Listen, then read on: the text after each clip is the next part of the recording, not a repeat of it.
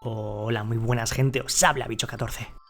¿No os pasa a vosotros con esta saga que cuando anuncian una nueva entrega decís qué pereza, pero según se va acercando la fecha del estreno como que os va subiendo un poco el hype? Pues sí, ha vuelto a pasar, pero esta vez por lo menos el hype estaba justificado porque dentro del plantel de directores de la nueva película de VHS encontrábamos gente tan top como David Bruckner o Scott Derrickson, dos de los cineastas dentro del terror seguramente más importantes de los últimos años. Y como habéis visto en la miniatura, una frase quizá algo polémica, quiero que me dejéis lo que penséis en la caja de comentarios, para mí es posiblemente, lo digo ahora mismo que la acabo de ver, quizá con el paso del tiempo cambie de opinión, la película de VHS más completa de toda la saga. La más regular, la más entretenida, la que menos bajones tiene entre corto y corto, y es muy complicado de lograr incluso en las mejores antologías de terror que se os vengan a la cabeza. Pero en esta VHS 85 se consigue un equilibrio que yo por lo menos no recuerdo ni siquiera en la primera o en la segunda, que pueden ser las mejores de todas. Así que sí, me ha encantado. Para mí es una de las pelis de terror del año, mucho mejor de lo que pensaba. Repito, aunque el hype lo tenía alto,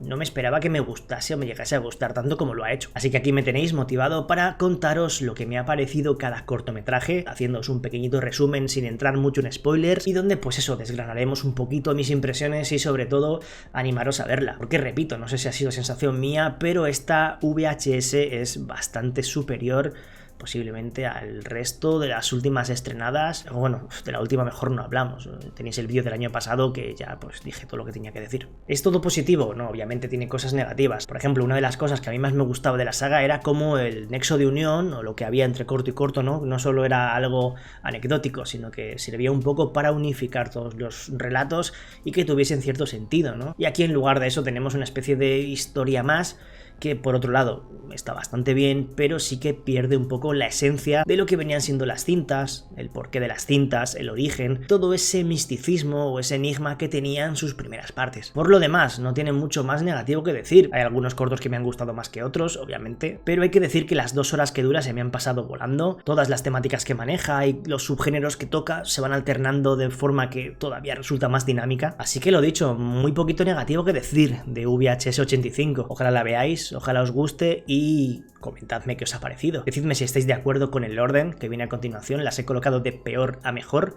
en cuanto a gusto personal, obviamente. Así que nada, os dejo con el top y ojalá y las próximas entregas se parezcan un poco a esta, porque qué alivio, ya tocaba.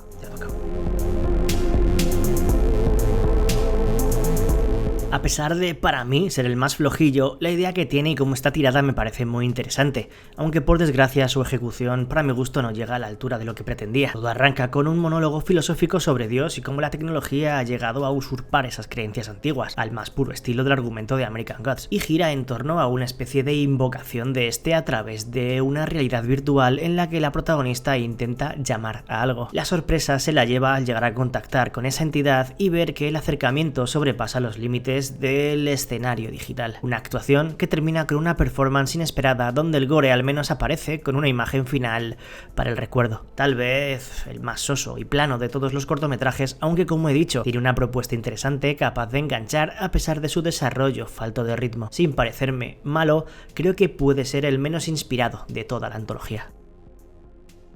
La reunión familiar más extraña de la saga, sin lugar a dudas. Una celebración que no es lo que parece y que tiene un porqué tremendamente turbio y psicópata. Lo que parece una comida de cumpleaños termina en la ida de olla más exagerada posible, cuando la hija pequeña de la familia nos enseña cómo ha llevado a cabo una tradición que ha pasado de generación en generación y que es una práctica digna de festejar entre todos. De este no voy a contaros mucho más para que veáis de qué trata todo el asunto, pero también me parece muy acertado su intento de innovar y romper con las típicas historias de terror de la saga. Valiente y totalmente fuera de control en sus últimos instantes, deja con ganas de más, pero resulta divertido e intrigante desde que empieza, además de enlazar con otro del que hablaremos más adelante.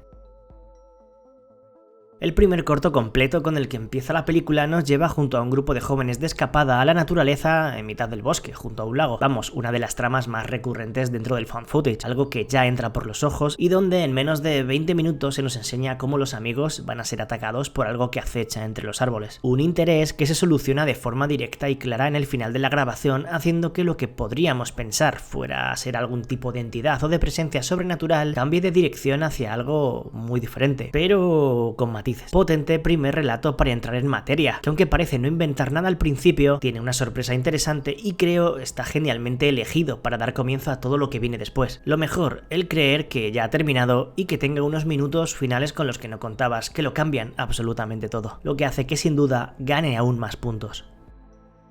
El corto, que sirve como interludio o algo similar entre historia e historia, es el dirigido por David Bruckner, responsable de la última Hellraiser o del Ritual, y que nos cuenta la historia de Rory, un pequeño que comienza a cambiar de formas extremas fisiológicamente por algo que no entendemos y el cual está siendo sometido a una investigación constante, monitorizado y vigilado, mientras no deja de evolucionar en comportamiento y sobre todo estado físico. Rodado como si de un falso documental se tratase, se nos deja caer lo que va sucediendo con entrevistas a los doctores y científicos responsables con un narrador que nos va contando lo que pasa, hasta que dejamos de ser testigos de ese mockumentary para volver a la cámara en mano y terminar con su apoteósico cierre, algo que parece se nos ha ido preparando durante toda la película para estallar en la angustiosa y salvaje grabación conclusiva. El relato con ese toque Lovecraftiano que siempre también está presente en la saga y que aquí no podía faltar, además con una imagen final capaz de sacarte una sonrisa cuando parecía todo terminado.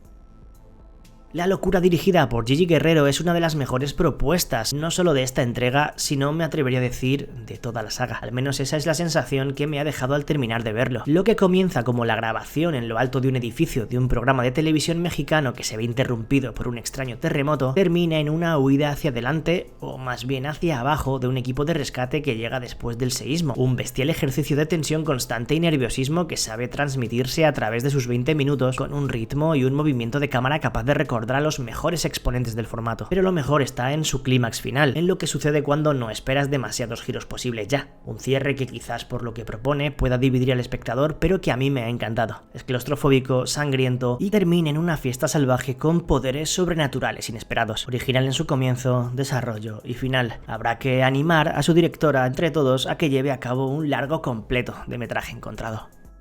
Para mí el mejor de todos es el inconfundiblemente dirigido por Scott Derrickson, con un estilo visual propio del granulado que nos suena de las cintas de Sinister o de algunos pasajes de la misma Black Phone, una manera de dar rienda suelta a esas grabaciones de 8 mm que tanto le gusta introducir siempre que puede, esta vez para contarnos un relato perturbador desde que comienza, con una especie de home invasion que parte desde los ojos del que intenta entrar, mientras escuchamos la llamada telefónica a la policía de la víctima con voz en off. De ahí pasamos a la investigación de los detectives enviados para resolver el crimen, quizás el más dinámico por alternar constantemente la mirada del villano y esas grabaciones que recibe la propia policía con el posterior encuentro de la escena del crimen con los agentes en una especie de juego del gato y el ratón. Es oscura, sucia y violenta, con ese toque creepy que dan las filmaciones que hemos comentado, donde vemos cómo actúa el psicópata, en las que en cualquier momento nos da la sensación de que puede aparecer Bughuul. Obviamente todo lo que vemos va a tener un giro inesperado y sorpresa capaz de quitarnos cualquier atisbo de idea de lo que estábamos viendo. Corto muy top, tanto por el desarrollo de la historia, por cómo todo cambia y cómo arriesga para llevar más allá a los parámetros establecidos del propio found footage, dando sentido dentro de lo irracional al porqué de lo que vemos.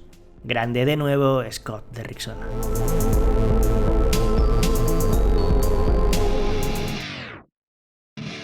Gracias a los mecenas de Patreon por apoyar el canal y el contenido, si os quiere mucho.